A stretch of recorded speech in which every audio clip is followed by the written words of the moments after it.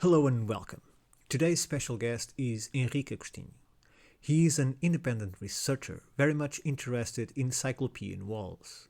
He is well traveled, having visited most of Greece, the central part of Italy, and even the remote island of Vinapu on his search for this fascinating type of architecture.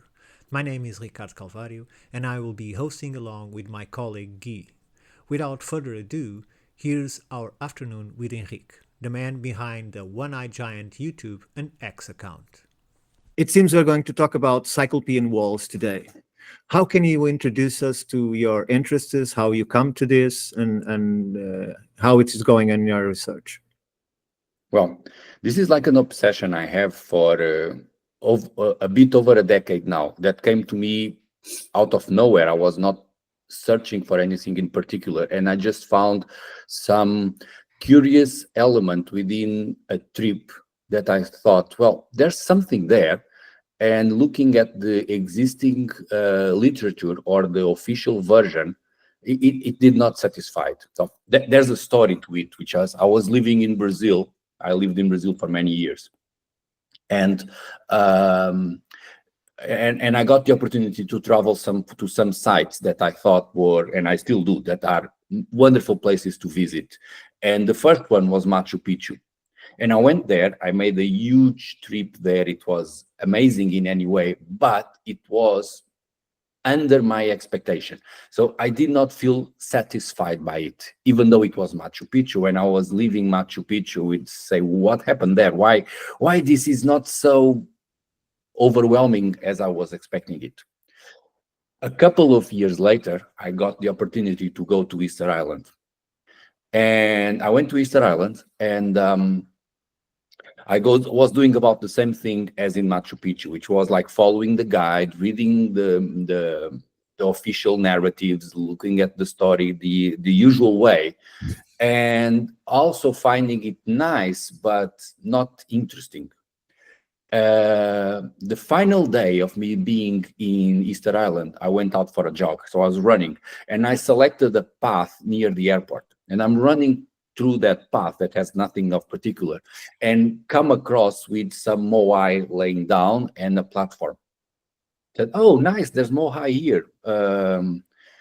And just not knowing why, I went there to look it close, and it's a huvinapu, which is a megalithic platform made with polygonal masonry that looks exactly like what I had seen 2 years before in Machu Picchu.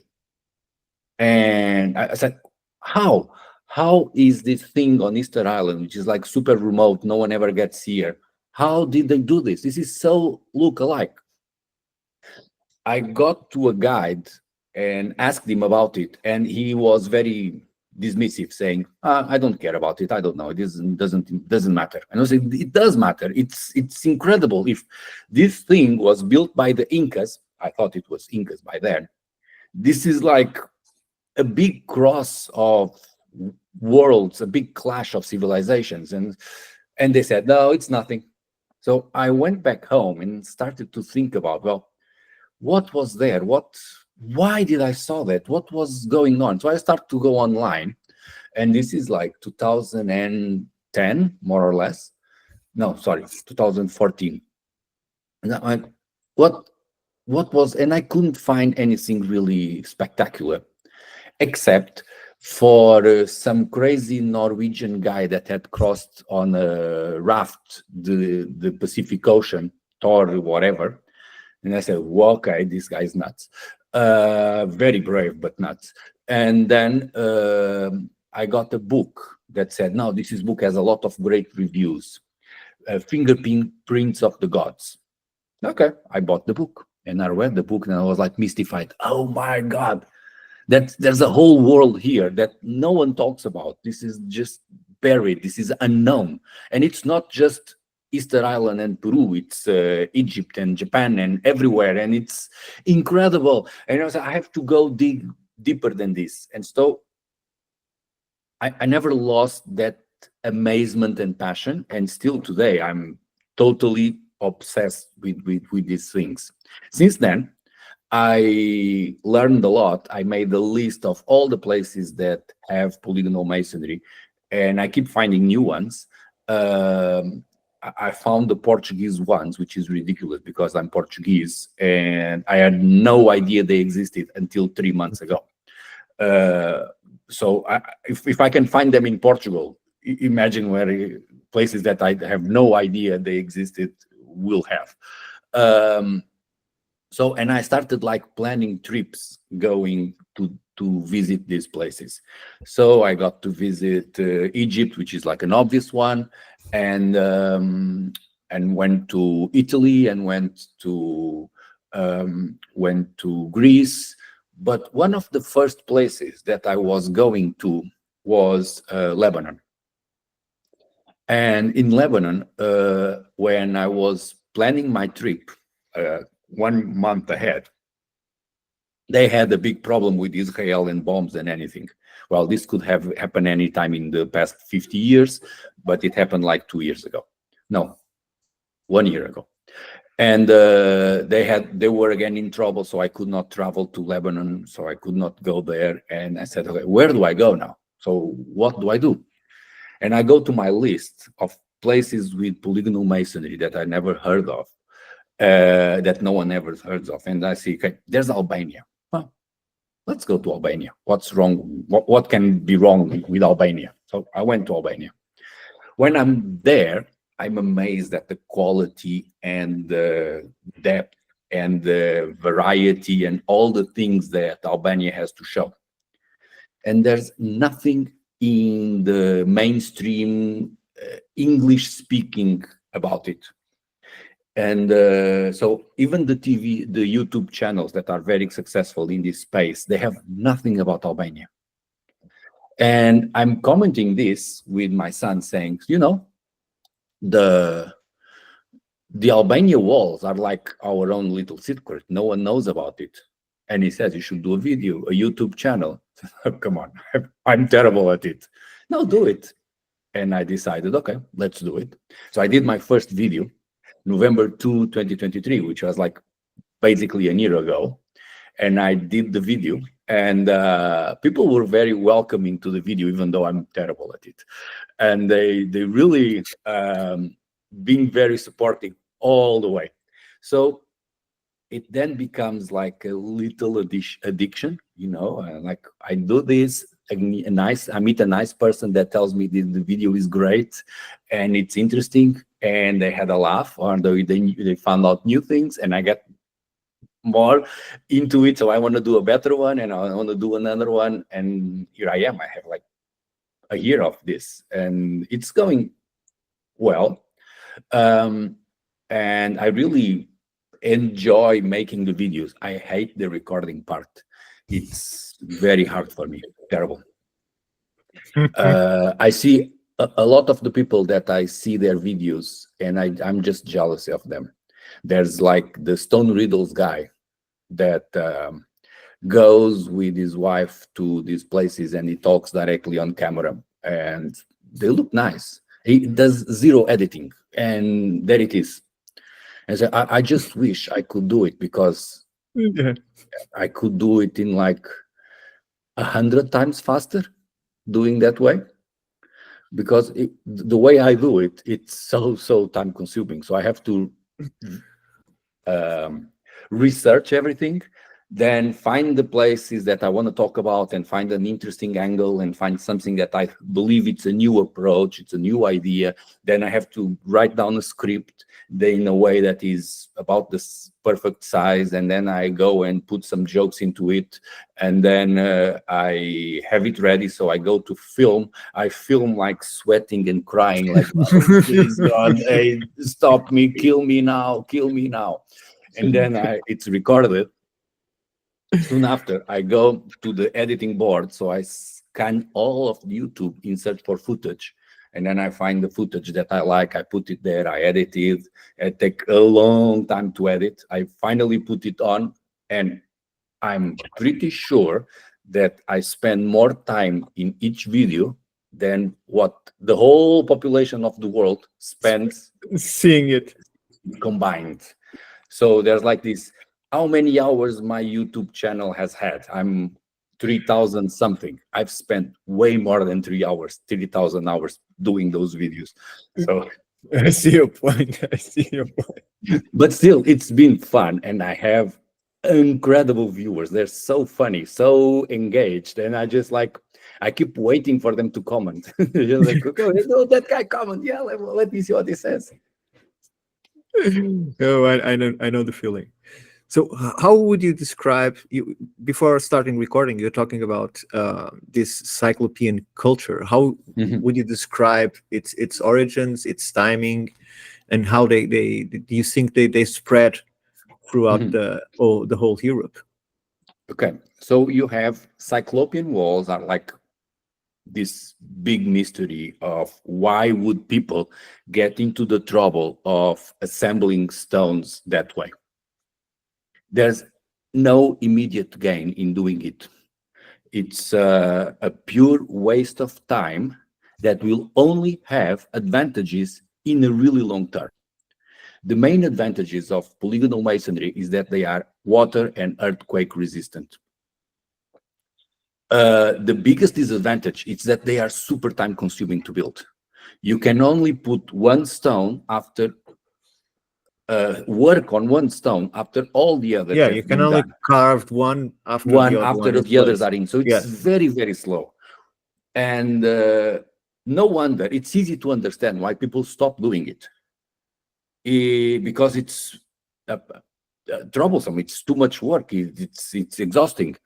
It's But why would they start it anyway? Where this idea came from? Were they concerned with earthquakes, or with big cataclysms, with big floods, big waters? What was it? What was the driving force for them to say, let me build a wall, and instead of doing it in a reasonable amount of time and efficient way with mortar and squared blocks, that's technology that was there already, so it's older technology. So decided, well, I'm not doing with the older technology, I will invent this new technology that is extra work for nothing. And it is not a decision that happens once, or it happens a lot of places on Earth, from Easter Island, Japan, etc. All these peoples, they came to that conclusion. And I find it troublesome to say that 20 people came to that conclusion, or this happens 20 times around history. It's not possible for me. And I've come to shorten the number to say this idea started 3 times. And in 3 times is already a big stretch of the coincidence. Within these 3 times, they all talked within them. So meaning, one of them was Japan. Japan has a megalithic polygonal culture. It's quite limited in time and limited in that region. So let's say they did it on their own. One day they wake up and say, well, let's do earthquake resistant masonry in Japan. Let's do it for 200 years. Let's quit because it's too much work. Fine. But in Europe, it's not to say that the Lusitanians and the Hittites and the Macedonians and whoever invented it all over again. So they were talking. And who were they and what they were talking? And then we have to look at the times in which were built, and going deeper and deeper and deeper into the rabbit hole of the thing, I've come up with this theory that I'm putting to the test now. The theory is there was a population in Europe living from more or less 7,000 to 3,000 years BC that made these megalithic things, the dolmens, the menhirs, the really big stuff. Those guys were living their lives, and it was like a culture, unique culture of Europe. That's why we have menhirs from south of Portugal into Denmark. They were the same people. Yeah. Really spread on time. World was very slow by then, and they kept on living their own life like that for thousands of years. Then there comes a disturbing force. The disturbing force that comes in are the Indo-Europeans. that have been called the Aryans or the Yemenites or whatever, you can call them whatever. And they invade Europe coming from the east. And they have clashes with the population. At the same time, there's this new technology, which is bronze, that has been spreading throughout the continent. So after 4,000 years of relative stability, we have around 3000 BC, a big clash. This big clash is at the same time a new technology that is bronze, which allows to be much more deadly in terms of fighting, and a new people coming in, invaders coming in from the east. Wherever they clash with the old people that were already living in Europe, they find a way to cohabitate or not, going from two extremes. One extreme happens in Turkey, which is the new guys, they call themselves the Hittite, go on to occupy a city called Atusha that had a previous population living by, called the Hatti. So the Hatti were old Europe, guys that were great with stone and were doing their stone things very nice. Came in this militaristic tribe and they occupy it and they rule it. But the population is still Hatti, and only the ruling elites are Indo-Europeans. This allows for a new sort of civilization to appear, which is they have the ability to build brilliant stuff, and they are expansionists. They are fighting, and then you get to see them on wars. And also they adopt writing for unclear reasons, but the writing becomes a big thing for them. The old population of Europe, the old megalithic guys, are now subdued in Turkey and the same in Greece, in Mycenae. The other extreme is where the Indo-Europeans arrive and they find that the population has no value for them, or the population resists, or a bit of both, and there's big fighting. This happens in the UK and in Germany, in England and in Germany. In England, we have clear evidence that the population that built Stonehenge were massacred. They were all exterminated, and the new population came in. This new population are the corded ware. They are Indo-Europeans. They settle down, so they don't know how to work with stone. They don't understand the benefits of carrying stones from the other side of the country, 200 kilometers, and putting them on piles. For them, that's not important. So they just stop doing it. The same goes in Germany. So in Germany, we have a lot of megalithic remains, dolmens, tumulus, the whole thing, menhirs. And then when the corded ware arrive, nothing. For 1,000 years, there's no stone constructions being done in Germany. When I say Germany, it's the location where now is Germany and around. They didn't follow those frontiers. A lot of the mistakes being repeated today by academics, historians, and other propagandists is because they are very much fixated in adapting the events to their new geography and their new political scenario. So what they are looking for is a way to explain that the German government is correct for whatever reason. So they did that. The guy with the little mustache did that to the extreme, and they said that no, the Aryans are the greatest people in the world, superior race, blah blah blah blah blah blah. And for a long time, no one can discuss what really happened, because this idea was captured by these people. Even though the war was a long time ago, the historical nationalistic approach is still so much present. So I made a video about the polygonal walls in Portugal. And in this video, I do mention that on the two sides of the Portugal versus Spain border, the tribes there have two different names. They are Lusitanians on one side, Vetones on the other. And the people is the same. So they make the same statues and the same buildings and the same cultures. They fought 3 wars against the Romans on the same side, both of them together against. But why are they Vetones in Spain and Lusitanian in Portugal? Because national identity politics, the Spanish authorities do not want them to be talking about Lusitanian, and the Portuguese authorities do not want the people to be talking about the Vetones. So they invented this separation that only fits in 20th century geography. Another thing that is like putting sand on top of this is the moral judgment that people are always jumping into, saying, who are the good guys? Oh, who are the bad guys? The good guys were the corded ware because, I don't know. Or the good guys were the megalithic because, I also don't know.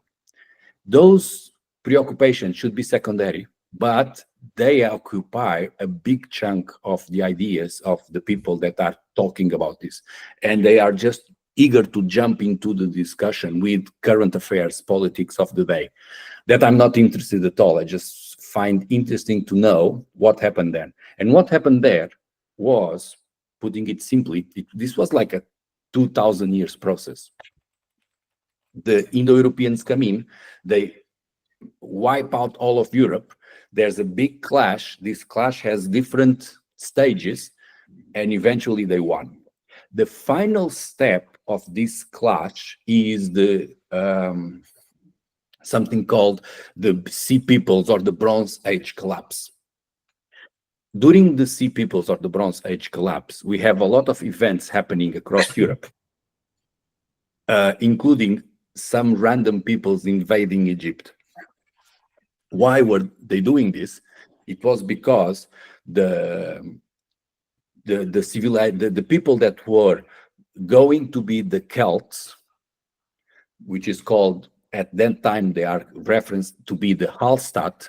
The Hallstatt was an Indo-European population from the center of Europe, around Austria, I think. They made a big push. And when they made their big push, there was a population living in that area that were the Hurnfield. The Hurnfield were extinct. And when they were extinct with this clash with the Hallstatt, some other big movements happened, which was the Italics. They entered Italy. So if the Italics entered Italy, the populations of Italy had to go somewhere. And at the same time, we have like the Dorians getting into Greece, but the Dorians that go in clash with the Macedonians. With the Mycenaean, and then you have the Mitanni in Turkey, more or less Syria. They destroyed the Hittite government. And you have this like second wave of clashes. And finally, the old European megalithic civilization is left only in the little borders, which is the island of Minorca, and also Majorca, the Balearic Islands, Scotland, Ireland, Portugal, and in some places in Greece, where the old arrangement of the working people being old Europe and the ruling people being Indo-Europeans still remained. So they were still able to continue building in this way for a long time. When in the west coast of Turkey also. So you have these new versions that still are able to build with this particular stone. What's the evidence for all that? That's polygonal masonry. That's the technique that is there. This technique shows up in all these places and disappears soon after the native populations are extinct. And That's my whole overarching theory for the Cyclopeans. So why Cyclopeans?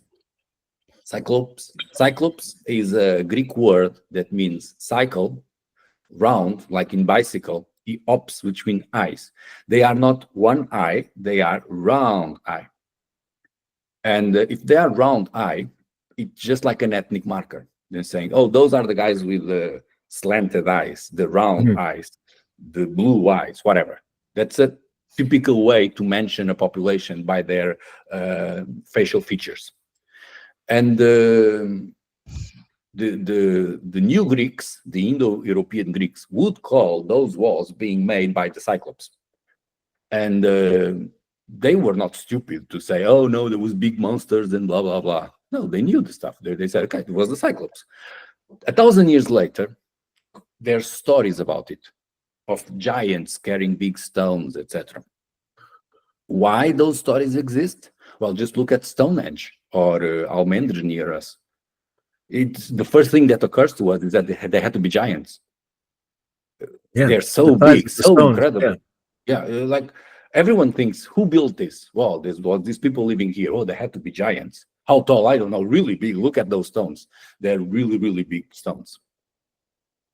So with all these events blending over time, we get this idea that giants were building Europe. And then eventually something happened and they died off and they disappeared. Well, they were not giants. They were called Cyclops by the Greeks, but they also called them Saturnian. They also called them Pelasgian, which is the same thing. And they are called Nuragi, Talayot, Lusitanians, to some extent, Picts. None of these peoples are Indo-Europeans. They all built with polygonal masonry of different qualities. And they all built those walls starting at the beginning of the Bronze Age, more or less 3,000 years, and ending at the beginning of the Iron Age, 700, 600. The latest buildings of this type are to be found at around 500 BC, which is the time when the Indo-Europeans finally cross into Ireland. The Celts now, they're called Celts by then. So they've never reached Ireland. They kept on moving west step by step, but only in 500 they finally cross into Ireland. And then they also is the time when they arrive to Portugal or to the east, the west of Iberia. And when they arrive to these extremes, they are no longer the contentious people they were before, 3,000 years ago. They are the new, they are like an administrative cultural force. So they came in and they mingle very well with the new populations. Why? Because they've been in contact for hundreds and hundreds of years. Yeah, they were settlers, not conquerors. Yeah, they were settlers, traders. They were just like part of the fabric anymore. It was not like a big difference like it was the clash on the clash in the beginning of the Bronze Age. It was not even this a big movement like it happened at the end of the Bronze Age with the Sea Peoples and the Bronze Age collapse. When the Celts finally arrive in Portugal and Ireland, they are welcomed in, sort of. This makes for some misunderstanding of people saying, oh, the Celts did build round forts, or the Celts built the castros in Galicia. Well, they were not really Celts by then, or they had able to mix with the population on a very healthy way, comparably. You know, there's politics is not always, it's never clean. Yeah, but I would say that many of the structures were already there. Yeah, many structures were already there. There's clear indications that some more of important, there's clear indications that some of the buildings in the castros or citanias are of polygonal origin because the bases of the structures themselves are very sharp, very puzzle-like blocks that fit together, and then as you The go new up, it things. starts to degrade. It starts to Yeah. not look as well polished. Yeah, and Yeah. those that came afterwards use smaller stones, different construction techniques, and so on. Henry, let me ask you.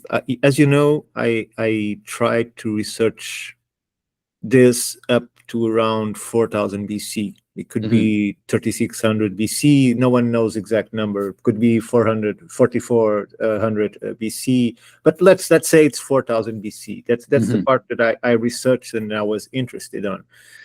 And I remember you mentioned several minutes ago that the ones that were more devastated were Germany and England around 3000 BC, right?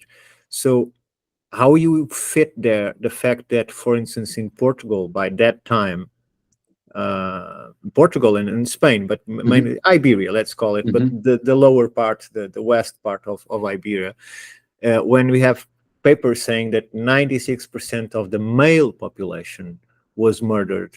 So that's why it has this like fracture in the sequence of generations, when we cease to be the people that was here and start to be the people that came here quite violently after that part. Why haven't, in your studies that go through a different dimension, why didn't you find the Portugal as one of the most impacted too? Okay, so the impact on Germany and the UK, England, it's not geographical. It's not natural. What they have is genocide. What happens in those places is that's the same here. The genocide. Okay. It's 96% of the males were killed by the invaders, not by a geological. So what we have there is that there's this breakage of the population. So let's just try and make what happened there, and then we come back what happened here. Sure. At around 3000, there's this event happening in England and Germany, first in Germany. It coincides with the corded ware culture, which as a type of vase, pottery, coming in. And the corded ware are Indo-Europeans. The people building Stonehenge, they are not Indo-Europeans. There was no big ecological event close to that period to account for. So it looks a simple invasion with a lot of killing. This goes there, and the result is that they kill off the ability of people to build stuff. And the knowledge. Yeah, the knowledge. So the knowledge is gone. What you have like are a couple of brutes, Indo-Europeans. They are great with metal, great at fighting horses and stuff, but they cannot build. So for the next 1,000 years, anything that is built in England, in Germany, are mud forts, landfills. So they carry land and put it together and spike wood into it to hold it together. So really basic stuff. A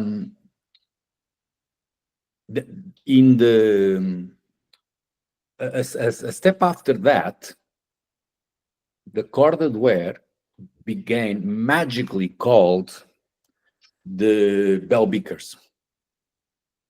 And the story that we're told is that the bell beakers are the descendants of the corded ware. Because at that point in time, there's a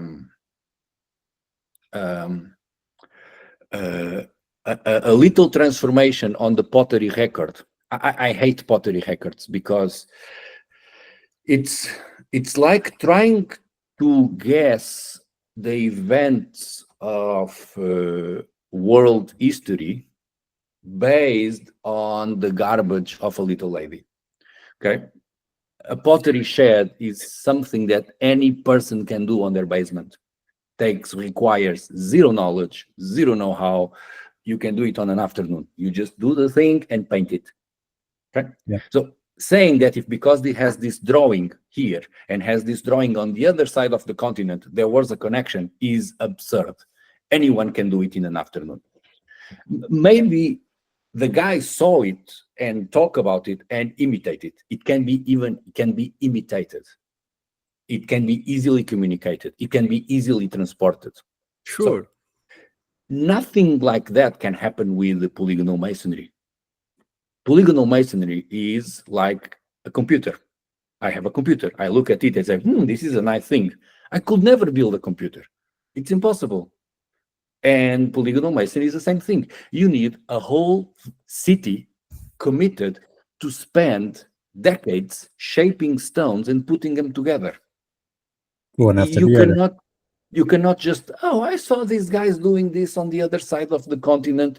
What about if we tried it? It's not like that. But polygonal masonry as an evidence is always ignored, and pottery is king and queen or whatever. Sure. Pottery is called bell beaker because at that time they identify a new type of pottery that is shaped like a bell. And they say that now the bell beakers are in Sardinia, in Portugal, in Germany. Not because they were selling it everywhere. Or it's just easy to make. It's just easy to make. And furthermore, it's like the bell beak, the format is stronger than the straight format. It's stronger. So if you're a potter, doing a bell beaker is like a clever decision if you really want to use the whatever. Saying that people came to this conclusion and they had transported from one side of the world to the other because they are doing what is obvious. So I had pottery when I was in school at 10 years old. I could do that. Sure. I would point out that to me the problem is that they they don't want us to understand that the trading system was much larger than they describe, much ancient than what they describe. And we didn't expect that they created the Silk Road in order to have trade, because it's almost what they're saying. The trade began with the Silk Road. The trade was global much before that. It was super global. Fact, if you have a traveler, because imagine you have a culture, it doesn't matter if it has megalithic or Cyclopean, you have a culture. And since, for instance, from my research, that until that marker of the 4000 BC, these people didn't even have weapons in the Iberia. There was no tool that could be used just to kill another human. So I think this shows us how peaceful for many generations these people were. So they would travel far and wide in perhaps in search of better things for their own group or whatever. But if you go to another place and there's another guy from the other place that goes to another place, and they start bringing stuff from the places they visit, and they see, look, this pottery is better than ours. I've seen this shape and it really works. Right, and it works. So, and that's it. And you start building. So you can be either trade, it can be trade of ideas instead of trade of actual merchandise. And then this leads me to the point of the dating, because the dating... Then you say, okay, well, I have this shape of pot here, so it's the same age as that one. Why? I think it's the same scenario with carbon dating as well. I mean, just because you have remnants of some... that guy inside deposit it, or it that guy or that animal. It just means it's doesn't mean look, it's that age.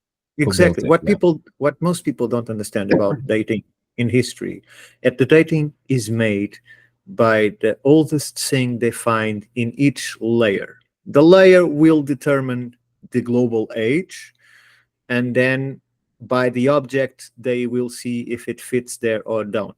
For instance, if an object in a layer that it's supposed to be 500 years gets 10,000 years, they say it's a wrong, and it's draw effect. Put it on the draw, forget it. Let's get the next one.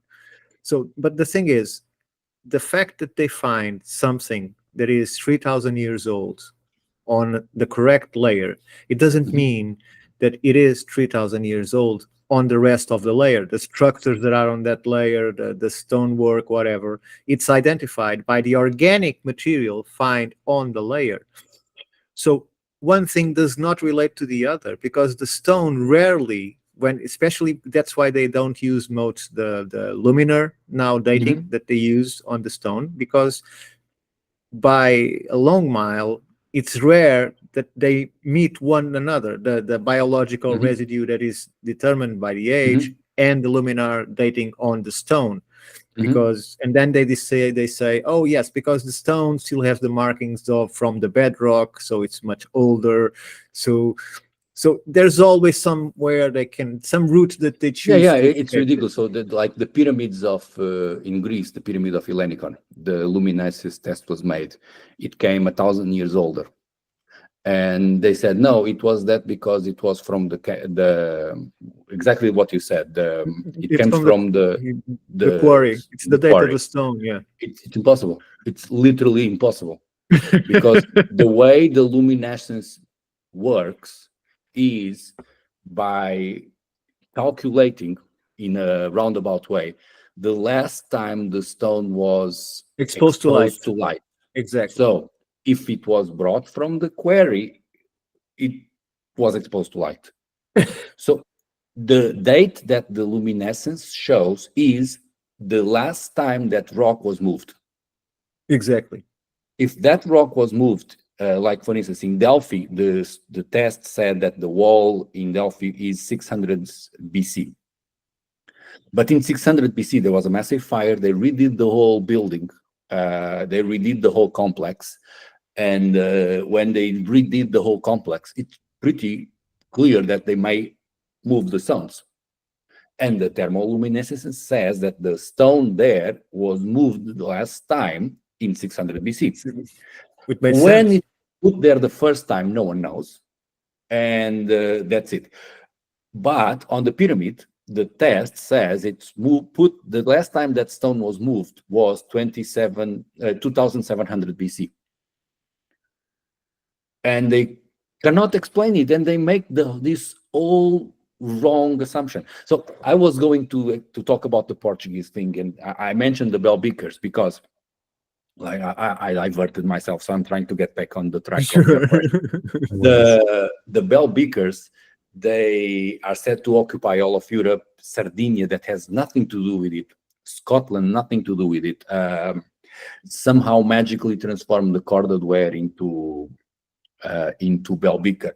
But the oldest place the bell beaker culture is found and identified is in Portugal. Torres Vedras, the Castro, I don't remember the name now. There's a Castro there that is 3,400 BC. It's marked because of the pottery. Not really, because of the pottery, but no, the dating comes from no, the pottery? dating is not because of the pottery. The dating is pushing the pottery date younger. Okay. So the city is marked by other reasons. I don't really know why.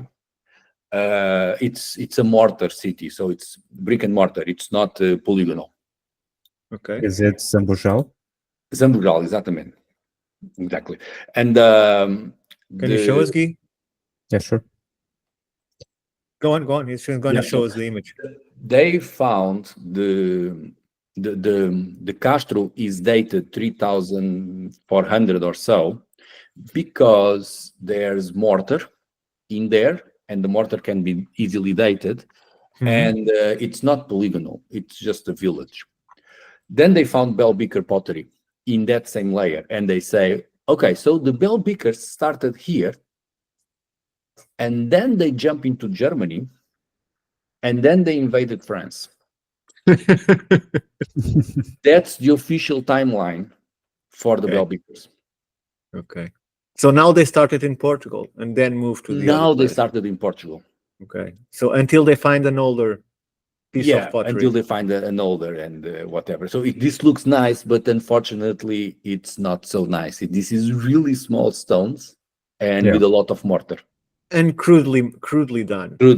Yeah, in other castros in Portugal, you still have smaller stones, but not as much mortar. And it at least it gives to me the impression that maybe the original disposition was polygonal or at least semi-polygonal, and something happened years gone by. It was destroyed and then rebuilt again, but they couldn't figure out the original layout of the stone, so it looks kind of bad. But in the base, you can still see how it looked like. So in Castro Sabroso, Guimarães, they have the really only polygonal wall I could find in the Castros. I think it's that one. It's completely polygonal, but you see the top one, it's not. They tried to, but failed miserably. It's not the same. So you have like this. Oh, and nowadays it's all covered. It's all lost. But the bottom one is fully polygonal. The top one is less polygonal. And there's another thing that it comes with the science, which is the bottom one is older. Very hard to build. It's funny that a lot of people say that the big stones, the megalithic, were carried with anti-gravity tools. And the academics shame them, saying, yeah, anti-gravity, that's silly, that's silly. So the same academics go to these places and say that the lower layer is younger than the top layer, which actually means anti-gravity. So whenever they say that the top layer is... how can a top layer be older than but they say often, they say, okay, oh, it's all the same age, which is not the same age, it's totally two different styles. Or, and for them, they say that, well, there's nothing going on there. The top layer is... older, so this was all built. So you go to the castros and they say, oh, when this castro was built? So the castro was built in 300. Okay, why do you say it was 300 BC? Because we have like these people living here in 300 BC. Fine. So what happened? When was the polygonal wall that at the base built? Later. Look, you have from my perspective, you have these people that were living like in bliss for far too long, and they got to the point when, well, all of this suddenly bursts in their lives, and there we see the construction not of the fortified hills that you described that are crudely made, but fairly done as this one. It shows that I no longer have time to be chipping a stone for a day. I still work with stone, but I have to build faster and I have to protect myself. So although what I think is the old technology was somehow lost or couldn't have been made because of the limitations of the changes in the geopolitical system, warfare and so on. And then we have like this one. We have the beginning of the fortified hills, still built with stone, still with very little to no mortar, which means they could still use some of the ancient technology. But when we see the walls that you just showed us, that full of mortar, I think they are poorly defensive and much younger than what I'm talking about. One thing that the polygonal wall is never is defensive. It's nonsense to build a castle out of polygonal wall. And because it takes too long. It's just that. You have like an impending enemy, an army is marching in, and there you are like rubbing the stones to fit perfectly. Sure. It doesn't makes zero sense. No, it doesn't make any sense. And it has to be technological, and we are trying to figure it out. It has to do about piezoelectricity because of the content of the stones in quartz crystal that they use. It seems that we found also that when mortar is not used, the vibrations that occur through the stone reach a final destination unpaired, completely clean. So the what is introduced at the beginning is exactly so what you the get. mortar works as a dampener. A dampener, exactly. So that's why I think that a stone build, a wall build, or an edifice built with little to no mortar, it tries to convey this kind of ancient technology that uses the underground waterways, the telluric energies, the crystal content on the stone, the sacred geometry on the building, the alignments to the constellations. To all of this is then activated. That's what we've been finding in our research. All of this is then activated by sound. Okay. Of course, it's much difficult to do it with menhirs or dolmens, but it seems that the menhirs also has a function like some sort of electroculture. I'm not sure if you ever heard of it.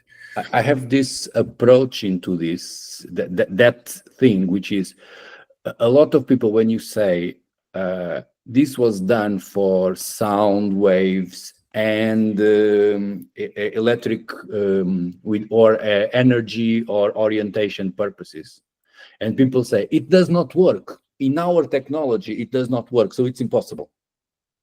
What they are missing is that it doesn't need to work. It only needs that the builders believed it works. If the builders believed it works, it's enough. They did it. Okay, they could be wrong in the sense that we are wrong. So I had this conversation on Reddit the other day, and which is about this. I wrote this cleverly misguiding post saying that I totally sure that the pyramids were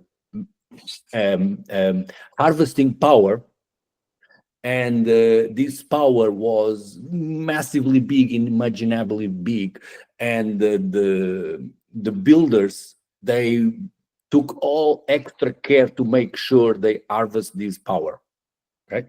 And I posted this, and Reddit immediately jumped on like wolf.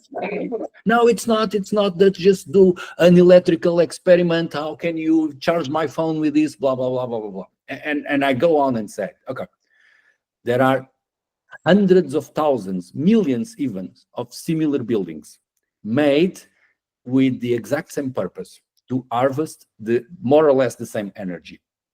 And the builders of them, they all believed it works. They guy go berserk. What are you talking about? And that's okay. You know, every church, every stupa, every mosque is built to harvest the power of God. The builders believe that power to be bigger than anything imaginable.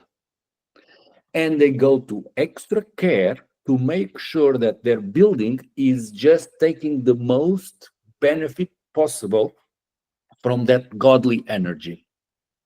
So now we go and for their own purpose. So now we go and said, no, it's not true.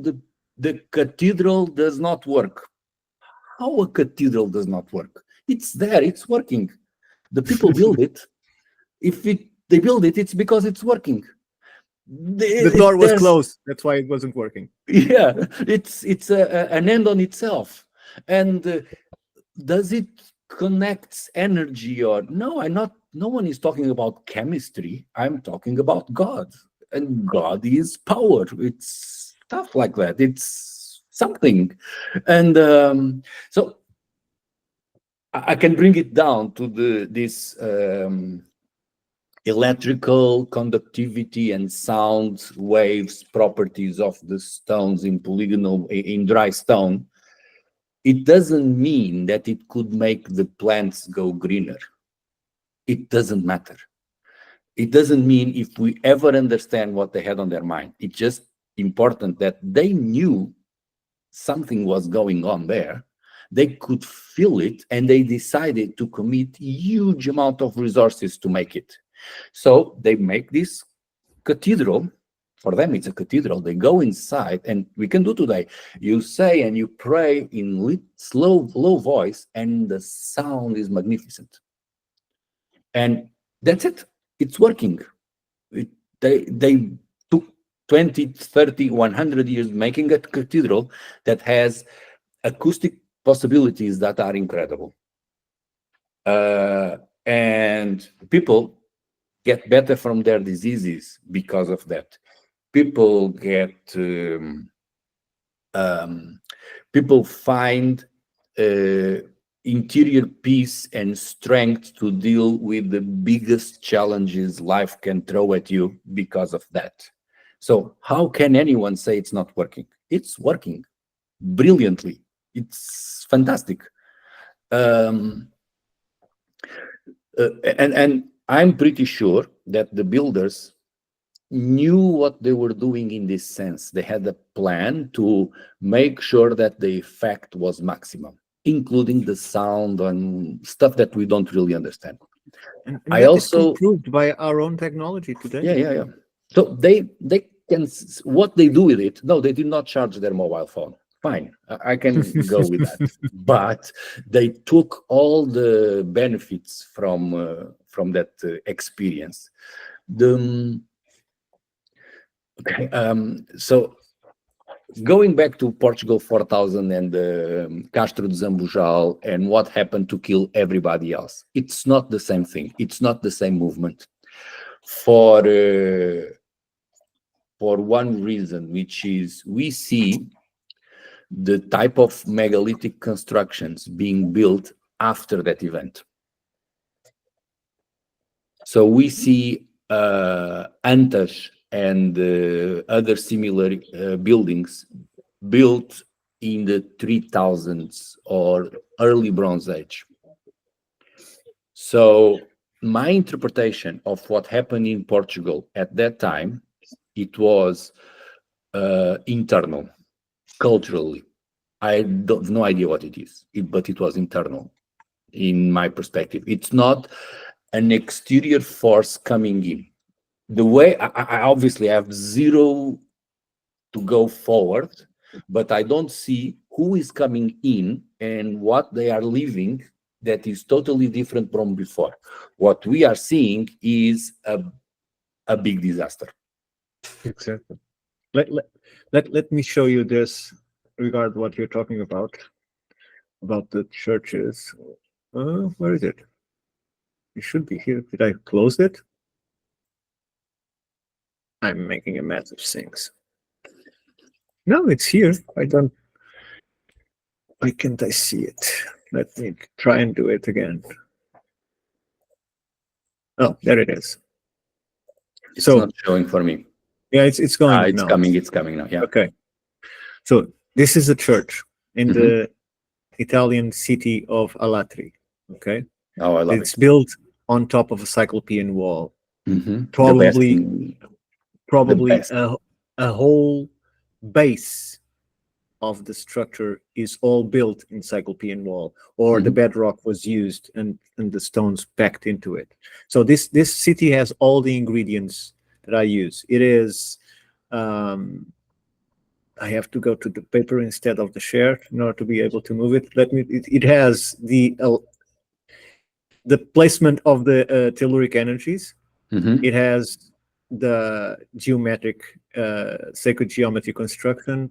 Let me get to the map of the, here it is. So this is the alignments, you see. They all convey into the church, right in the middle. And it has these 9 gates, each one orientated to a specific alignment, celestial alignment. These are the gates, you see? Yeah. My best video is about that gate. Really? Yeah. My best video for the viewers. It has like 10,000 views, which is incredible for me. You know that these gates have a magnetic vortex in them that tunes people's brains into a hive mind-like behavior that explains all the strange things reported from visitors in Alatri. That I didn't know. What I know is that they have like phallus, little dicks carved on top. And these on top of it, did you see there? Yeah. There's phallus, and of all the polygonal stones in Italy, all of them. One here and another one there. There's only 3 stones with carvings. This one, another one in Sesi, which is in Tuscany, and another one near Rome, close to Rome, in no sé qué Villa Romana, that I don't know. So all the stones, like more than 1 million stones, are put into polygonal walls in Italy. 3 of them have some carving. The carving is always the same, is a phallus. A phallus. Okay, that's very interesting. So they have 3 stones carved with phallus. Everything else is plain. These 3 stones that are carved in phallus, they are spread apart 200 and something kilometers, and officially these walls were built by different peoples.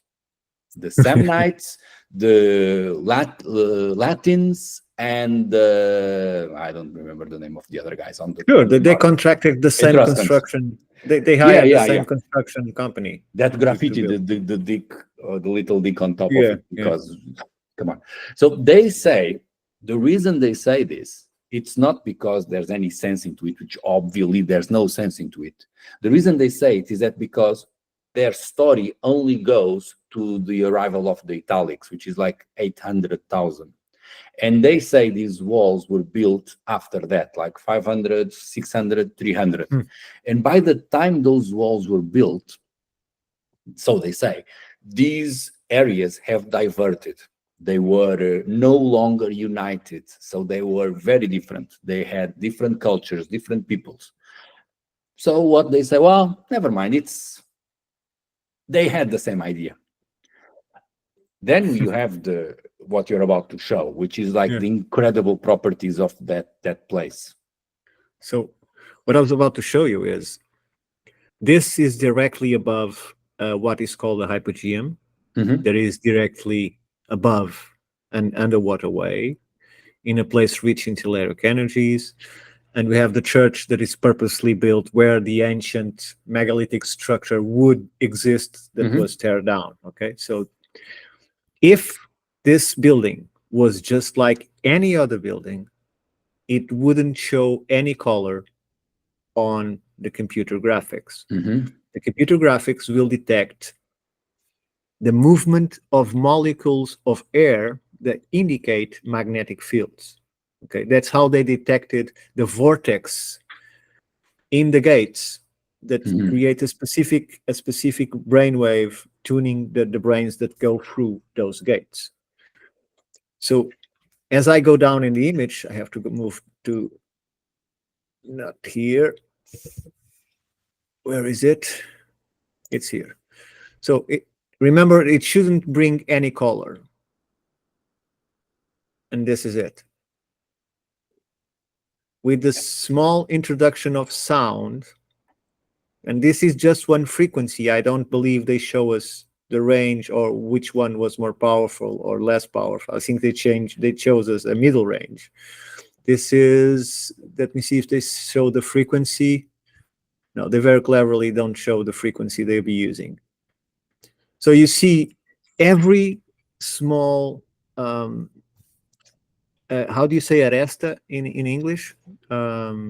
Edge. Every edge in the carving of the stone is extremely rich in energy. The energy that people can charge their phone from, this is another kind of energy. And according to the frequency that is introduced in this church, they found out that, for instance, even a child, a very active child, can be made to meditate in less than a minute, because the state of bliss, when that specific sound is introduced, the waves are not compressed. It is a frequency that tunes into your brain and creates a state of contact with the divine.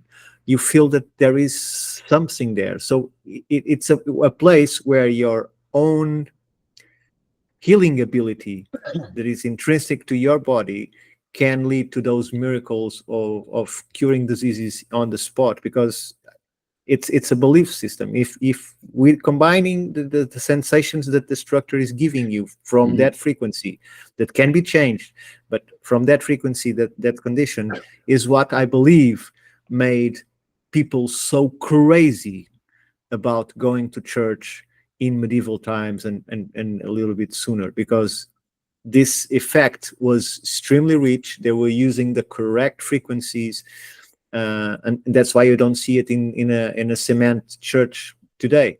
Although they try to replicate something, but it's not the same thing. You don't have the acoustic effects. That they went to the point that hire composers that knew these mathematical laws, that were both alchemists and occultists like Bach, to create compositions for specific structures.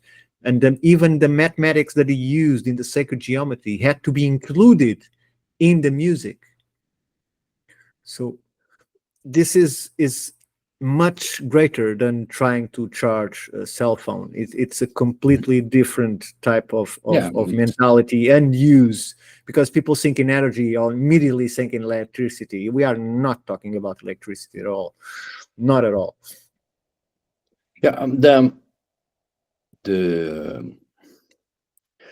the belief system required for a religion, it's a soft mix. You cannot be a middle believer.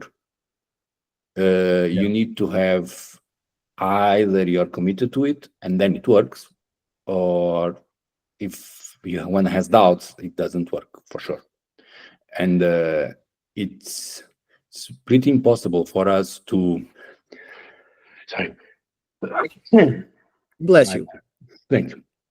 It's pretty impossible for us in our society to even understand what was going on, because we are so bombarded with divergent and dissenting ideas that we cannot just commit to any specific idea for a long time. And we are sadly used to a type of behavior that I don't know exactly where it is coming from, but there's something in our culture where people say things and behave differently.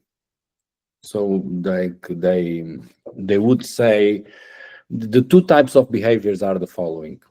They would say, oh, I'm pretty much supportive of this policy, this government policy, so of giving money to schools, but I put my kids on private schools. So how can it be? How can a person that believes in one system goes and follows another system? Trying to help the other people. Yeah. So the same goes, no, the rich people should pay more taxes or whatever. And then it's okay, so why don't you pay more taxes? Oh, no, not for me. So if you believe taxes are good, go ahead and pay them. It's this is one behavior of this connection between what people do and what people say. The other disconnection is when people say, like, I don't like this. I don't like mashed potatoes, so mashed potatoes should be outlawed. But I do like fried potatoes, so I have fried potatoes are needed for the good wealth of society or whatever. It's this idea that people, they cannot, and they live in this extreme complex world where what they say is not what they do, and what they like is what they want to impose on others. It's not saying, okay, I like this, I take mashed potatoes or fried potatoes or whatever. It's for me, it's not for anybody else. A person that lives on these disconnected realities can never understand the power coming from the heart, or the power coming from anything that is slightly mystical. Right. Because they live in a total lie. It's also a culture, kind of a cult of image of sorts, because, right, as you said, you don't need to actually do the thing you say you're supportive of, you just need to support it verbally. Mm-hmm. So it's the same thing with pronouns in Bio on X or all the other stuff, right? You don't need to actually do any of the things, you just need to say you do. Mm-hmm. That's completely that's more than enough to be a part of the good guys, I guess. Yeah. So when they do that, exactly. So praying in this context is useless, because of the guy. praying for the benefit of the public education, he doesn't believe in it. It will not work. You see, Right. I think the problem is the way they built this system through generations, constantly adapting, constantly creating trends. Some picked up, some didn't, and reinforce those that picked up and ramificate those that pick up to pick even more people. That's why you have, you see it all the time. You have either these people that are completely unconnected, they live from 9 to 5, and to them to live is to get out of the job and go to the cafe and drink a mini, or to get out at night to the disco with the friends. It's more than enough. Friday and Saturday, go out and fill yourself with alcohol and dance and so on. And then you have the others extremes, the people that truly believe they found something that explains everything. So they picked up, you have a guy that looks into a symbol in Göbekli Tepe and can see the symbol in the map of on the Mediterranean and Asia, and he explains it all. That's and then you have another guy that is seeing that everything can be explained as an alien invasion that burrowed through our minds, and they'll defend it to death, or flat earthers, or woke people, or whatever. There are so many niches, there are so many nets in this sea that it's easy for people to get lost into what is really themselves. I think it's they also, lose themselves in it. I think it's also a bit because we live in a very despiritualized society, very absent from any. It's strange because everyone is so spiritual. Yeah. It's so fake when they live on the day-to-day. So I have a personal grudge, not against the guy that believes in aliens and sees these connections, and I'm okay with them because I find it interesting. So let me throw back. The other day I was watching Joe Rogan interviewing a guy that believes to his death that the Great Pyramid is a mechanical power plant that generates electricity. Okay. And I regard Joe Rogan as a very smart guy, and he's enticed with this proposition. He's like, wow, this is amazing. I really like it. And he's like, it's trying to follow the chemistry of the thing. And I said, okay, so you have like two smart guys entranced by this idea. I'm not entranced by idea. I find it okay, interesting, but lacking. But fine. But I can understand the passion. I can understand the curiosity. I can understand the hope of finding something. With whom I do have a grudge is the guy that went a couple of weeks after, that is an archaeologist, and goes on and said, no, everything is wrong. You have no right to think about those things. No right? To even think about. Okay? So how I'm going to charge the Baghdad battery if the pyramid is not generating electricity? No, I was saying that the academics, they grab for themselves the right of having an opinion. And anyone that does not have an opinion structured in the way they do, it's wrong. And they should be burned on the stake because they're not following the academic dogma. And trust the science. The science is settled and whatever. And I said, okay. No one expects the Spanish Inquisition. And I'm just like, okay, I'm fine with the guy that believes in aliens. It's his own time. It's his own story. It's his own ideas. I'm really against a guy that gets a salary paid out of taxes, that occupies a chair in a university, that goes around teaching stupid things to little kids, that forbids others to even have an idea.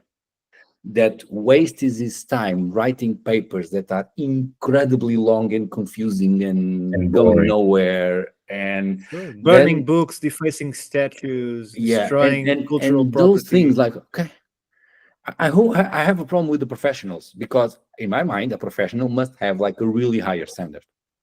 So the academics that criticize the pseudo or the alternative as professionals, what they need to say is that, okay, hey, Mr. Guy that believes in the power plant building energy, come here. Let's talk about it. What do you need to prove or disprove your idea? What would you like to find? And a magic would happen is that those people, they have a following. Let's call it the crazy guys with the alien idea. They have a following, and they will bring in that following and work with the archaeologists, and they could find whatever they find. And then there's this, we found this, how? Cooperating with everyone. And there's a new fact here that we find. Multidisciplinary approach. Yeah, one guy will say, you see, this little piece of pottery that I found was used to talk to the aliens. And the academic will say, you see this little pottery that I found, it proves this is from 5,000 years ago, made by the invaders from Papua New Guinea. And I think they're both ridiculous as a proposal, but they're both happy. And now we have a new pottery that kind of helps us understand the world. I think that in the end, it's an issue between the generalist point of view and the specialist point of view, right? Because the specialist, he's not going to let anyone talk about his specialty, right? You need to have a certain amount of university degrees, you need to have this number of papers published, but it's all very subjective, really.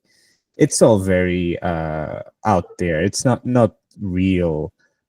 It's not a real way of categorizing the knowledge someone has, whereas the generalist usually has a lot of knowledge from different areas, and working, if we were able to work together, we could achieve so much more. Yeah. So it's fun. So me personally, I've seen this a lot in YouTubers that do well. They're much way ahead than myself, but they begin very much wanting to believe in the most magical aspects of the thing, like generating electricity, aliens, and stuff like that. Yeah. They want to believe, and I do want to believe. I'd love to go dig someplace and find out the egg of the alien. That would be just like awesome. Yeah, we are like a fish in the ocean that is constantly trying to find a pool. Yeah, for meaning, and because he doesn't know he's in the water. He doesn't know. We don't know what's our reality. But then we come to say, okay, there's no alien egg to be found. Fine, but at least it's fun to look at it from all these perspectives. And maybe there it goes to your point, which is maybe you can see the water. Maybe I don't think I can see the water ever. I don't have that faith for myself, but I have fun thinking about the possibilities of how that water could be. Yeah. And I find I have some resentment for people that are against the idea of others not seeing the water. And some of them do that because they believe they see the water, just because they have this way of looking at things and they need to impose on the others. And that just let me not know about it. Let me discover it and consider alternatives. And let's agree on the basics, which is the stone is there, the pottery is there, there was this event, fine, but now explanations are free for all. Look, Egypt is a fine example because I don't know any. Perhaps John Anthony West could, but I still doubt he could. To go to a very good Egyptologist, a very good archaeologist, and try debate with that person, because they will know the exact date, the exact place, who comes before, who comes after, the exact date, what artifacts dated, why the culture is represented on the walls, what was represented on the walls. He will know everything. So it's impossible for instance, for me to try and explain. I had this quite recently. I didn't even try, because the person is so knowledgeable in what he's saying. I That's couldn't blind. possibly compete, because my Mhm. only point is to say all that you are describing is correct. Apart from the dating that I don't want to debate, but everything you're saying is correct. But it's correct for that frame of time that you are talking about. And what I'm saying, which I didn't say to her, is that I believe that all of this is much older. It was found by that people, adapted by that people from a long evolution, when perhaps even what the purpose or who are the builder is not known anymore. And that doesn't make it theirs, because you have, in fact, I showed her, I made a mistake of showing her three academic papers that I called colleagues of her, that apparently she got offended. But they are accredited universities, groups of teachers, of academics doing those papers. That one of them says that the pyramid could actually produce some sort of energy, and in fact produce some sort of energy by its own. It's by the University of Chicago, I believe. I posted it yesterday. Then I put another team of Russians that in the 70s, 80s managed to get access to the Great Pyramid and made, the Russians, they tried everything from frequency to radiation. They tried everything while they could, and they find very intriguing things. So I showed the three of these papers, and she dismissed it, quoting names and who dismissed it, and why it's no longer considered, and because it was found another artifact that showed that after all it couldn't be that, so it has to be the other thing, because a piece of pottery or a piece of bronze or whatever they found, a piece of jewelry that will give a date, as if a piece of jewelry could ever give a date, because it means that our human imagination can only occur for that purpose on that time. So the guy that decided to create the ring, it only decided that in the Middle Ages, because the stone men didn't have rings. I mean, in fact, we found they had rings. They had all kinds of jewelry since the time of the Neanderthals. Mhm. So it's Yeah, I had a breakthrough just this week on a similar conversation, not so factual, but there's a guy. I made a comment, which is it's absurd to think that the pyramid was built in 20 years. And the guy comes at me with that typical approach, which is sources. Yeah. And I said, okay, well, there's the carbon dating, but there's common sense. You just look at the pyramids, and it the number cannot of be built in stones. 20 years. It's impossible. It's absurd. And the museum next door, which is a tiny little museum, was built in over 20 years. And the pyramid, which is like incredibly big, is built. And the guy says, okay, now sources. At the end of the day, I got him to say, so this was built for the funeral, right? You know, the boat come in with the body is embalmed there, and they bring the body inside the pyramid and they close the pyramid. So this is the story, right? Yes. How did they knew when the guy was going to be dead? How? And he got a little bit confused, and we moved around in circles for a long time, but he could not contest that a pyramid that big cannot be built for a funeral, because a funeral is something that you have the body there. You need to manage it pretty fast. A week is too long,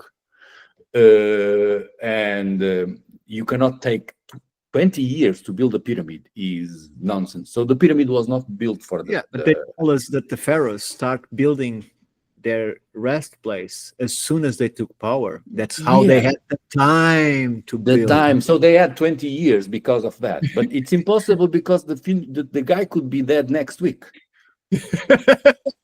And, It and, happened, and, and according to Egyptians, it happened a few times. he said, no, you see that pyramid was halfway through because the guy died too soon. It's Exactly. ridiculous. It means it's absurd that the guy that is building a pyramid says, okay, so sir, Mr. Pharaoh, how big do you want your funeral to be? Oh, I want this big.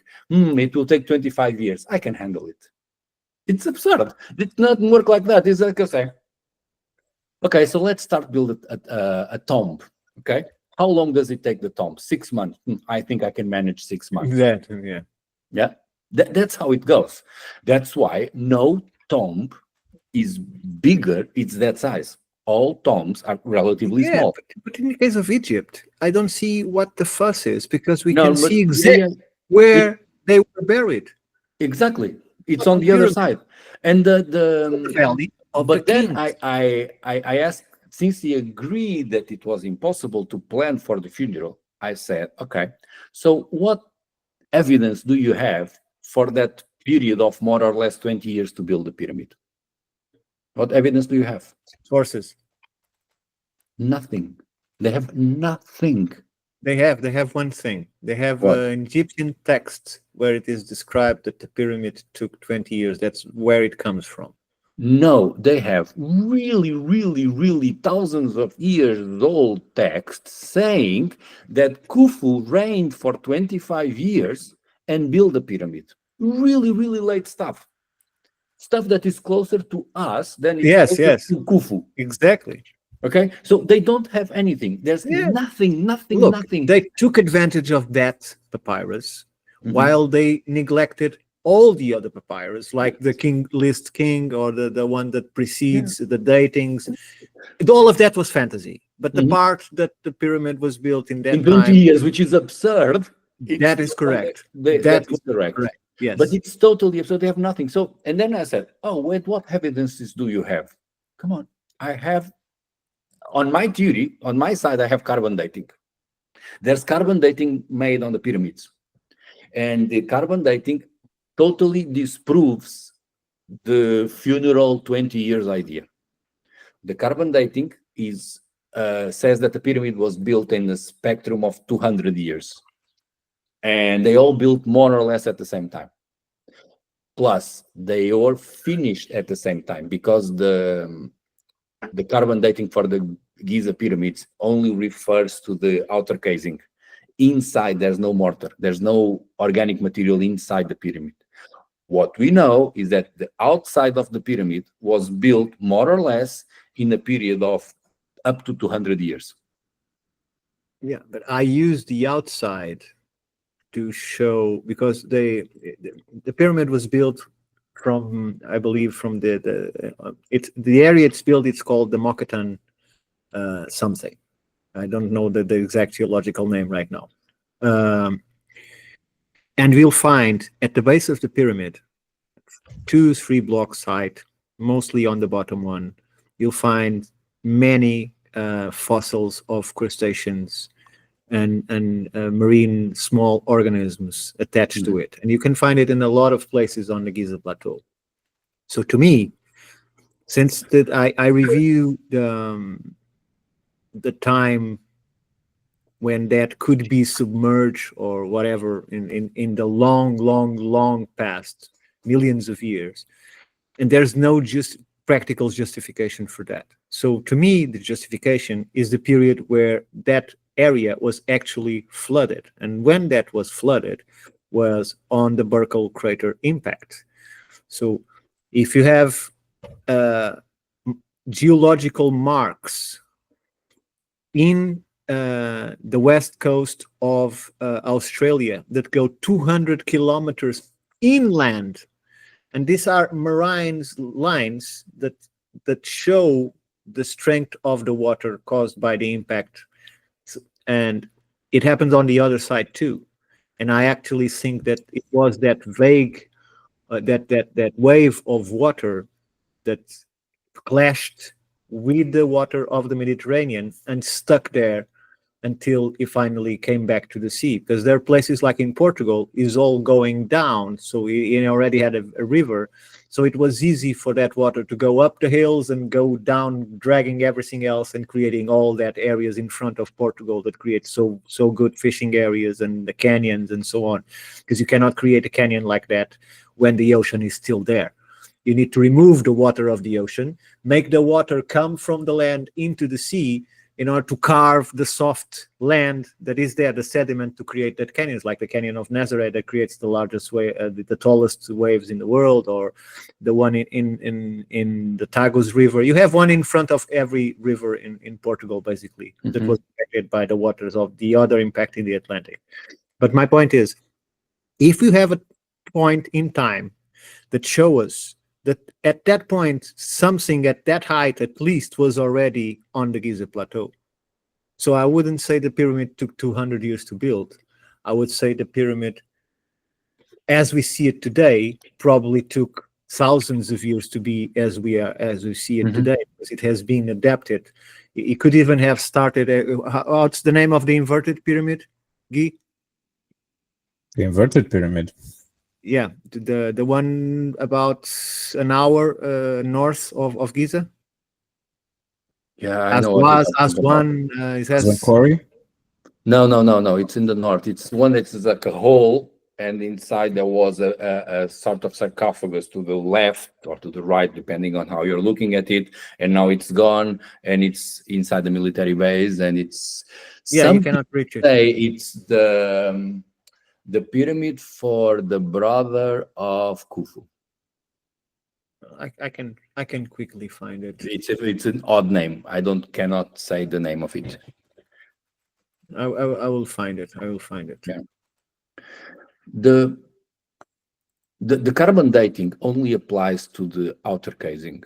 So the outer casing was redone with wood from a period of 200 years. Just the outer casing. Whatever is inside is longer, but there's more. If you look at the vast majority of the pyramids, they have inconsistent planning.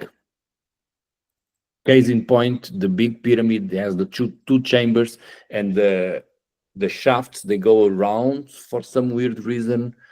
It does not look like the thing was planned to be that way. It was being built and then changes plans. It looks a lot like, for me, it's a cathedral. And like a cathedral, you can have like several stages of it and different styles and different approaches. I see that it's possible that the first stage was 5,000, 10,000 years ago, but I see that it's impossible that the first stage was the day baby Khufu was born. That's just impossible. However, we are told that the day baby Khufu was born, they started building the pyramid. And that's nonsense. So that's what they call the unfinished pyramid of Zaiwet El Aryan. There's two of this, and there's another one just like this one. So this is like the pyramid, the Great Pyramid that everyone knows, but without the structure on top. Yeah. Although I'm not sure the intent was to build the structure on top. But it does not make any sense. But this alone would take more than 20 years to make. Yeah. It does not make any sense that this is a pyramid of any way, because if you want to do an underground chamber, you don't need to dig it, the whole thing. You just need the chamber, dig the chamber, and it's much easier. And digging the whole thing, then to put the pyramid on top is nonsense. It makes sense if you're trying to do something practical. You take the trouble, the time, and the study to perfect something if it has a purpose. And that purpose is not to hold the old carcass of the dead pharaoh. True. Because the way the thing is, this is not, if this was a recurring theme, of digging and then putting on top, but it's not. It's a one-off. So I don't. And then we have a lot of pyramids that were not built in that way. So I think that they were totally different things, completely. Well, you go to South America and the pyramids are for worship or sacrifice. But you go to Egypt and the pyramids are for the dead. But if you go to South America, the pyramids have inner chambers too. They're full of tunnels and so on. They don't even show us where those tunnels lead, what kind of materials they found inside. Like there's claims of finding mercury, which makes no sense. Although apparently some of the South American cultures have a passion for that kind of liquid. How they make it, I had no idea. Perhaps even mercury runs on natural form. I don't know. I really don't know. Never looked for it, but I don't believe it does. It has to be transformed somehow and extracted. And so I don't think it's an easy process to replicate, to create mercury. But the point is, the fact they keep insisting on everything they recorded and know so far, be it on Egypt or everywhere else, makes that even the new disciplines that are not new at all, like archaeoastronomy or archaeoacoustics, are constantly ignored by these masterminds in the actual archaeology. These people that have all the data in their head, the names, the dates, the papers that can show us. So you throw a phrase and they give you 300 data that shows us that you are wrong when we are not talking about the same thing. It's out of context. That's not what I understand that might be correct. You have the right data. You research it well. It's a wonderful job. The problem is, I'm talking when the structures were actually built. What was the culture that built it? Oh, it's this one. So you cannot get out of this.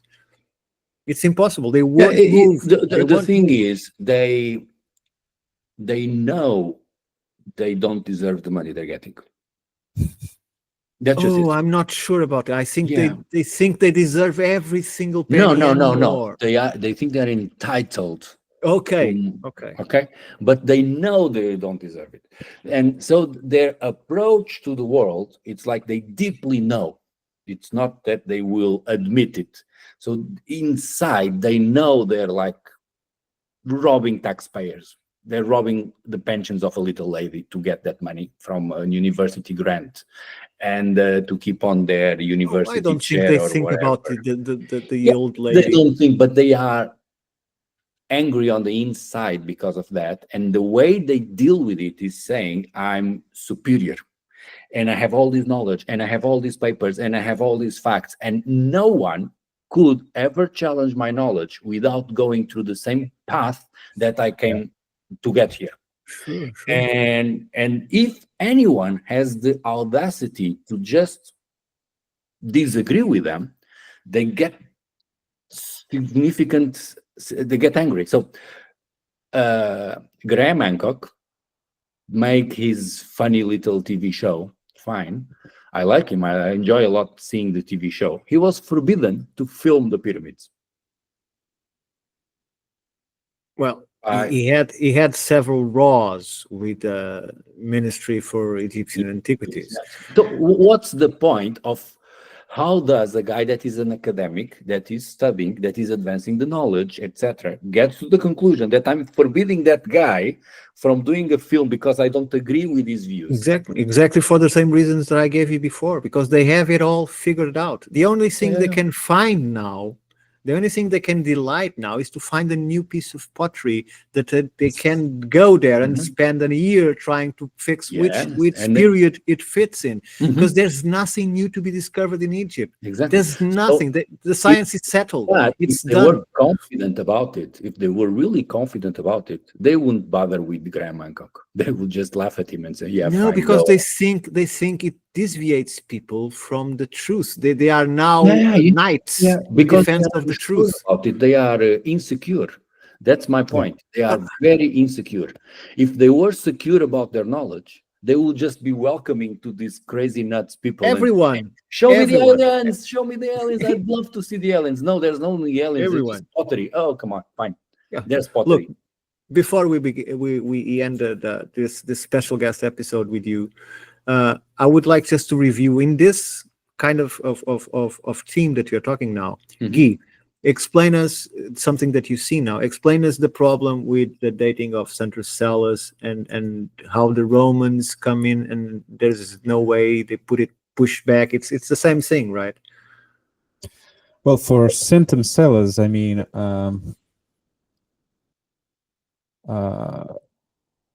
what you see and what the academics tell you is two different things, right? Because you go there, and let's say you know nothing about the site, but you've been to Egypt, right? You, with your kids and your family, have been to Egypt, and you go there, and you see virtually the same stoneworking architectonic hallmarks, although in a different variant, a different stylistic approach.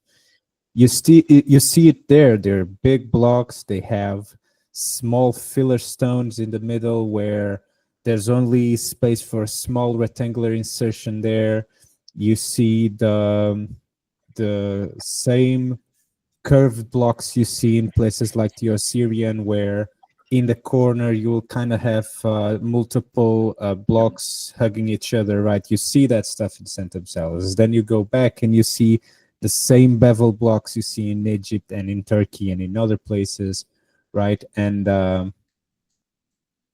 the academic explanation is it's a Roman building, right? And then you go to Italy, one and AD.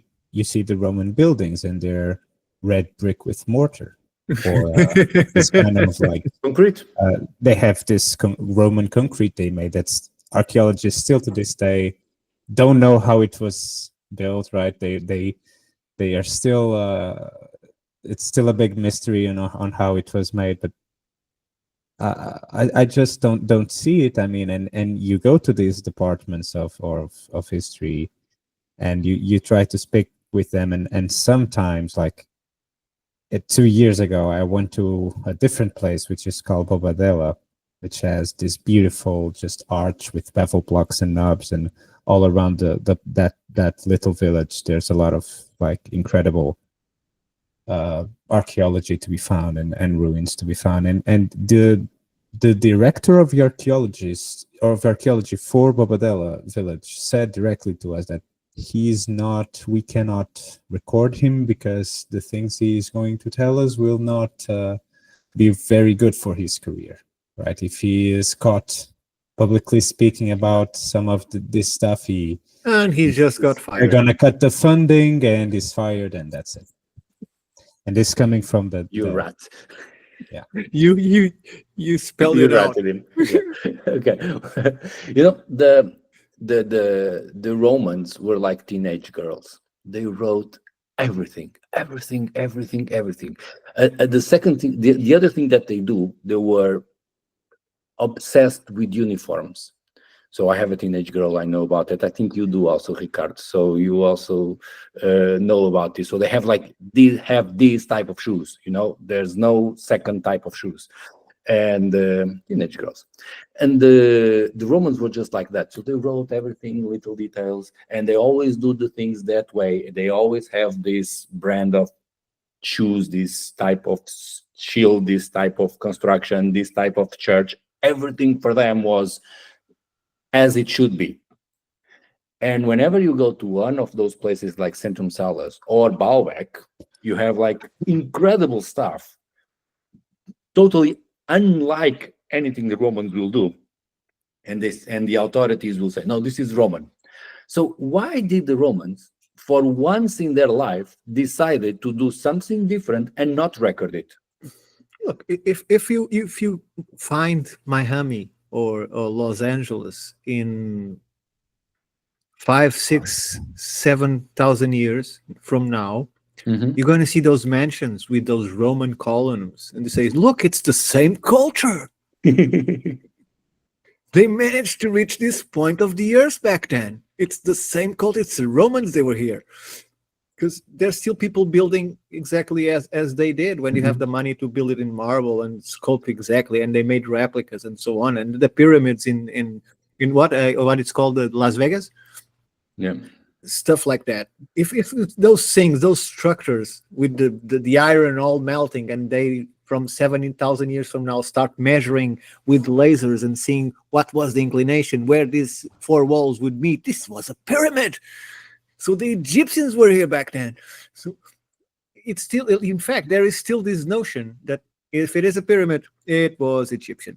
Not that many people know that there are pyramids on South America or any other part in the world, or in China, or a pyramid is the basic form to build. I'm trained as a civil engineer, so I went to school and have the degree, never worked on it. So I do have easier path into looking at stuff and seeing the structural use of it. And sometimes it's just obvious why a pyramid. A pyramid is obvious. You do what you do when you're playing with sand on the beach. You do pyramids. Look, because as a civil engineer, if I give you a project, you will try to make it as efficient as possible, as fast as possible, with the materials that allow to build faster and still made it stronger. The only thing you have to follow is the list of functionalities that the building will have, that will dictate all other parameters I said before. So if I tell you, I need you to build me some sort of a unnatural mountain because I want to put my coffin in it, so I think that will be a good place for me, for everyone to see me when they come from afar. So you'll not build it as the pyramids are. You'll not try to complicate it to the point of englobing all kinds of mathematics, all kinds of sacred geometries, shafts, tunnels, and whatever. Shafts that lead nowhere, supposedly, or were closed for whatever reason. So you wouldn't overcomplicate things. You see these mausoleums from guys much, much closer to us, but still far away. These mausoleums were gigantic buildings in marble, but they would not be complicated as a pyramid is, or this type of structures that it's just a correction. And you see turn it east, build it big and turn it east. Make a triangles in the marble and some columns, great columns. Then you have like big columns. If you have like the typical Roman, Greco-Roman building, you'll have like this very ornate stuff, but they are zero structural. So the two stones are like that, and the design goes across the thing. That's exactly what you don't see in any dry stone stuff. In dry stone, you see just the opposite, which is normally there's no design, nothing. They don't care about the design. They just care about the way the stones fit together. Right. If you're building a house and you go to your constructor and say, look, I want you to make these 4 stones to have a very small spacing, because I want to put a very small stone right where the 4 stones will meet. And don't put put them on tile like this. each stone on its own direction. Why? Because I think it's nice. I fancy it. I think it's nice. And what is the conclusion of it? Is that the project will be like 10 times more expensive, and there will be zero practical benefit in the short term. Yeah. And what do archaeologists discuss? How did they quarry it and bring it from the quarry? They are not worried if the time that takes to carve that specific structure, that specific stone, then you have to put it and see if it fits, and then take it off again, because it has still. It wouldn't be perfect first time. There to take off. Take it again. No, it's just 4 tons. Take it again. I feel like engineers specifically have a keen eye to recognize the logistical nightmare that it would be to build a pyramid. Yeah, that's it. It's just impossible. I'm just imagining. So I've never worked as an engineer, but during the training, I was looking at construction sites. Construction sites are a mess, a total mess. So anyone that has done a minor construction at home knows what a mess they are. Imagine doing it with like super large stones, and then I want this to be like this crazy little shape and fit. It's absurd. And you don't have a computer, and you have to line it straight to true north. And It's that specific absurd. yeah, And look, after it's made, I want a hole that links exactly to that star and then cover at it. that point in time. Okay. Yeah, but Ricardo, you're then- forgetting that they had 20 billion trillion slaves. So since they had 20 billion trillion Yeah. slaves, they So, could use Yeah, it. but So- Yeah, don't do a take this construction wrong because site I'm not and trying try to to offend. organize 100 construction workers. Yeah, but you have This is 200,000 impossible. slaves. 200,000 slaves. It's like having, and I'm not trying to be racist. It's like trying to have 20,000 monkeys and tell them to build a car. It won't happen Mhm. unless you spend 30 years training each monkey and he works 2 years of his life doing a very simple job. You will not be able to grab No, 20,000 slaves and teach them a craft and no, make no, them no. You be will be dead. perfect. You will be Perfect. dead by the end of the week. It's not. It's not that they won't build. They will kill you. Yeah. So that's the thing. A slave is a person that is unwillingly doing something that is really hard. Okay, if you have 20,000 slaves on a plane doing something, they will kill you. There's That's so just some simple as things you that. can, yeah, there's And- just some and- things you can do by force.